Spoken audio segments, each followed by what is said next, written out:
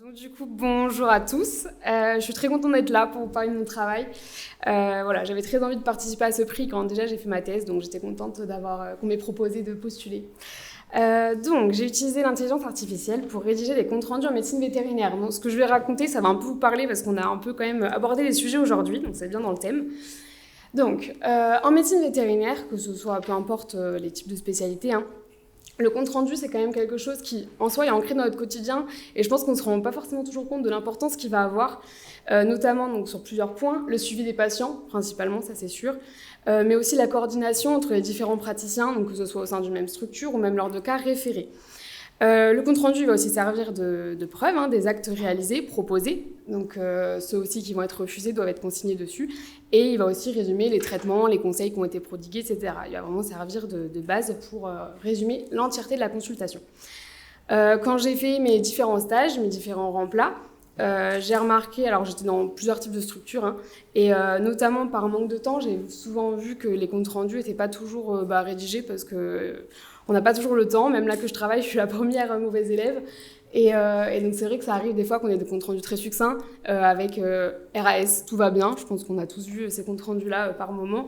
À l'opposé, des fois on a des comptes rendus hyper bien rédigés, mais on voit que c'est toujours chronophage. Donc souvent, j'ai échangé avec des vétérinaires qui me disaient que ils restaient forcément en fin de journée ou entre deux consultations, ils essayaient de faire le compte rendu le mieux possible. Et puis sinon, ils restaient le soir et puis ils faisaient leur compte rendu, notamment quand on réfère, où on veut quand même avoir un dossier qui est bien complet.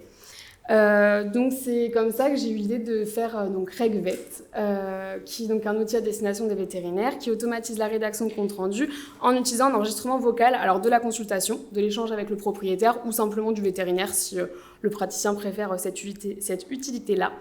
Et donc c'est un outil qui utilise l'intelligence artificielle. Donc dans une première partie que je ne vais pas détailler, je parlais surtout donc, de la place de l'IA dans le monde veto actuellement. J'ai fait énormément de bibliographie où j'ai découvert d'ailleurs DICMA.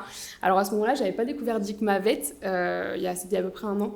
Mais voilà, j'ai découvert qu'il y avait plusieurs solutions qui étaient proposées tout de même, notamment sur, par exemple, même les logiciels de gestion, Vetocom, qui proposaient des outils pour les vétérinaires itinérants avec la dictée juste d'enregistrements vocaux et enregistrer des images, des vidéos, voilà, pour agrémenter le dossier de l'animal. Donc, je vais plutôt vous détailler la création de RegVet. Donc, en fait, on avait plusieurs étapes à regarder. Il y avait une première étape qui était la transcription, donc le speech to text dont on a parlé tout à l'heure, donc passer d'un fichier vocal à un fichier écrit pour pouvoir le traiter ensuite avec l'algorithme. Ensuite, cet algorithme, il a fallu que je le code pour qu'on ait, à partir de ce fichier texte, un parcours du fichier en mettant de côté les informations qui n'étaient pas forcément pas utiles au compte rendu, donc les banalités qu'on va échanger avec les propriétaires sur les vacances, voilà, si on les connaît bien, tout ça, et qui va du coup prendre les informations utiles et aussi les trier et surtout nous retourner un compte rendu qui va être vraiment générique avec cette structure comme on apprend à l'école, avec commémoratif, anamnèse, examen clinique. Il a fallu aussi se pencher bien entendu sur les normes RGPD par rapport à la protection de toutes ces données. Donc, comme on en a parlé tout à l'heure, mais c'est l'outil Whisper aussi qu'on a utilisé pour la partie speech to text, parce qu'après la bibliographie, c'était celui qui nous a semblé le plus intéressant et qui nous permettait également d'être en open source, donc c'est-à-dire qu'on y avait accès de façon gratuite sur Internet, en pouvant notamment le télécharger localement. Ensuite, ça a été donc une fois qu'on avait notre partie texte, il a fallu donc, comme je vous disais, trier tout ce texte et en faire un compte rendu organisé.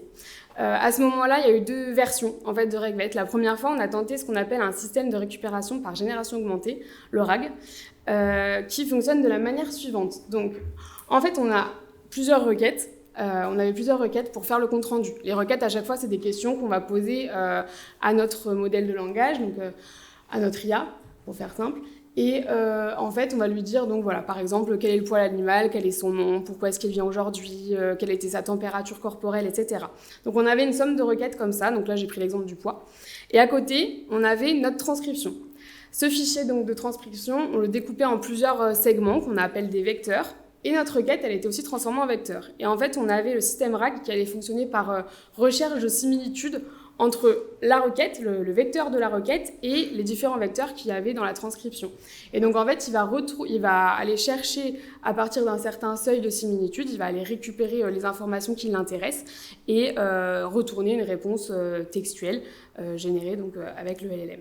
Donc là, par exemple, il allait retrouver donc, la partie où on avait discuté. Donc à chaque fois, moi, j'ai fait mes tests sur les échanges avec les propriétaires. Ça m'intéressait de voir comment ils réagissaient justement sur des systèmes de questions-réponses. Et donc du coup, là, il reprenait les parties où on parlait de la pesée de l'animal, le score corporel, et il me retournait la réponse comme je lui avais demandé. Voilà. Ensuite, donc, ce système-là, il était déjà assez performant, mais pas suffisamment. On avait quand même pas mal de bugs que je développerai après. Donc, on a décidé de faire une deuxième version à base de transformers. Donc, en fait, c'est les modèles de langage qu'on retrouve notamment sur ChatGPT. Donc, nous, on a utilisé différentes versions de GPT, donc 3.5 la plus ancienne et 4.0 la plus récente qu'on avait utilisée à ce moment-là. Et en fait, les GPT, c'était intéressant parce que du coup, on a abandonné totalement le système RAG, on utilisait juste ce modèle de langage. Et en fait, ils ont un fonctionnement qui va leur permettre d'être très performants, notamment dans la compréhension de la sémantique de la phrase.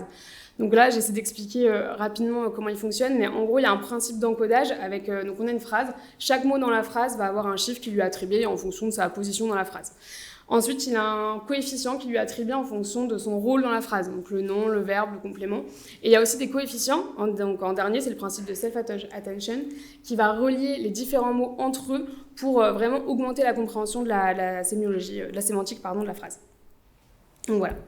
Donc ça, c'était mes deux versions. Ensuite, on s'est aussi penché sur forcément la partie RGPD. Donc il faut savoir qu'à chaque fois déjà que j'ai fait mes tests, j'ai demandé des signatures pour avoir l'autorisation de faire l'enregistrement vocal de la consultation.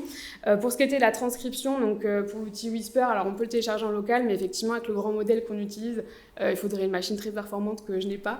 Donc on passe par des plateformes d'hébergement qui nous permettent d'avoir un contrat en fait avec eux sur le respect donc, des normes RGPD, parce qu'on passe par des centres de données européens.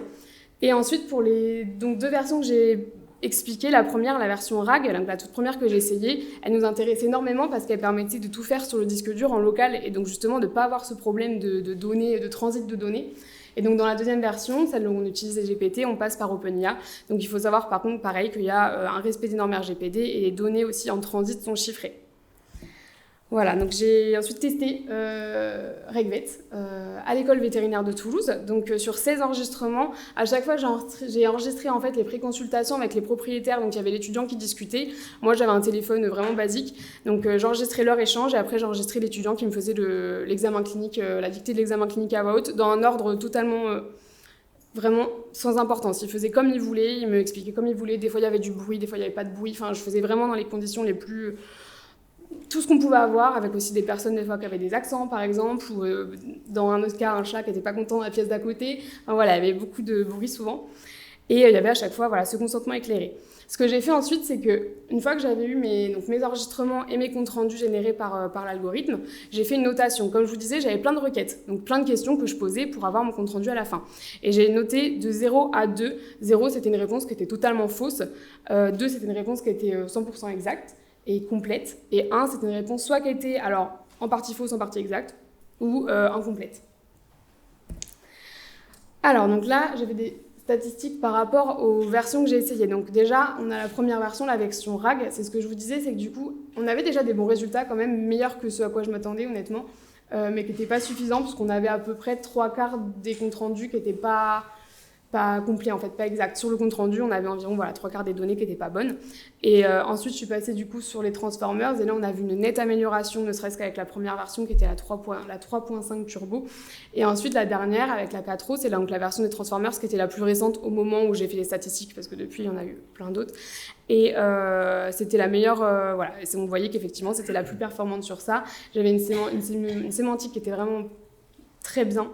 Et donc, en fait, il me retournait non seulement des comptes rendus qui étaient exacts à environ 97%, et en plus, il y avait une variabilité assez peu présente, quoi. Globalement, c'était toujours des très bons résultats que j'avais, avec des termes scientifiques qui étaient vraiment bien adaptés pour dire que je n'avais pas travaillé ça à ce moment-là. Le premier système, le système RAG, donc en fait, c'est ce que je retrouvais, et c'est pour ça que ça m'allait pas, c'était qu'on avait souvent des bugs, alors notamment en fonction à propos des confusions entre les valeurs chiffrées. donc fréquence cardiaque, fréquence respiratoire, où il me mélangeait souvent. Les palpations, par exemple là sur la palpation, j'ai pris cet exemple-là, mais il me retournait du vocabulaire qui n'était vraiment pas scientifique, quoi, avec les termes à la première personne, enfin, qui n'était pas adapté pour un compte-rendu vétérinaire professionnel. Et il y avait des bugs où il me répétait la même phrase en boucle, sans que j'ai réussi à identifier le pourquoi du comment. Ensuite, j'ai fait des notations, donc j'ai voulu faire un graphique qui représentait les notations justement que j'avais eues en moyenne à chaque fois pour chaque requête, pour voir si j'avais une requête qui allait pêcher plus que les autres. Ce que j'ai eu comme résultat, ce que je m'attendais à avoir, c'était notamment sur la requête liée à l'anamnèse, parce qu'en fait, c'est la question qui est la plus large, qui va avoir besoin d'avoir le plus d'informations sur les traitements qui ont eu lieu, pour d'autres qui ont eu lieu par rapport à la maladie, qui sont en cours actuellement. Toute l'historique de la maladie, s'il est compliqué, c'était vraiment... je m'attendais à ce que ce soit les moins bons résultats que j'aurais. Donc on voit que sur tous les modèles que j'ai essayés, à chaque fois, c'était quand même celle qui pêchait le plus. Et sur le RAG, on note que là où il était le moins performant, c'était sur les traitements antiparasitaires internes. Alors ça, je l'ai expliqué, j'ai supposé en tout cas, que c'était parce qu'il n'avait juste pas été entraîné. Le modèle de langage que j'utilisais n'avait pas été entraîné avec des données qui nécessitaient donc de parler de traitements antiparasitaires. Donc les noms, et ne serait-ce que la notion, je pense qu'il ne l'avait pas eu dans ses données de base. Donc voilà, c'est un outil en soi qui fonctionne, qui répond à l'objectif que j'avais fixé. Mais après, voilà, c'est un outil qui nécessite de s'adapter quand même. On en parlait tout à l'heure, mais c'est vrai que ça demande une énonciation de l'examen clinique à voix haute. Si on décide d'enregistrer l'échange avec les propriétaires, ça nous oblige aussi soit à faire pause, à le faire plus tard, mais en tout cas, à un moment donné, il faut dicter l'examen clinique à voix haute. C'est pour ça que beaucoup des vétérinaires que je côtoie l'utilisent plutôt en outil de dictée après la consultation. Ça nécessite toujours une relecture attentive, mais ça c'est le cas pour tous les outils qu'on utilise, qui nous aident. Le regard critique sur l'outil est toujours important, surtout dans notre métier.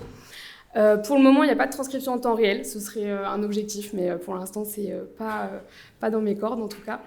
Il y avait plusieurs projets au moment où j'ai passé ma thèse, donc de faire des spécialisations en fonction des CR aussi, parce qu'à ce moment-là, j'avais fait que des CR de consultation générale, et là, depuis, j'ai agrémenté de compte rendu type comportement, ophtalmologie. Alors, comportement, c'est plus compliqué, parce que c'est quand même c'est plus large, quoi. C'est moins facile de faire des questions fermées, on va sur ça.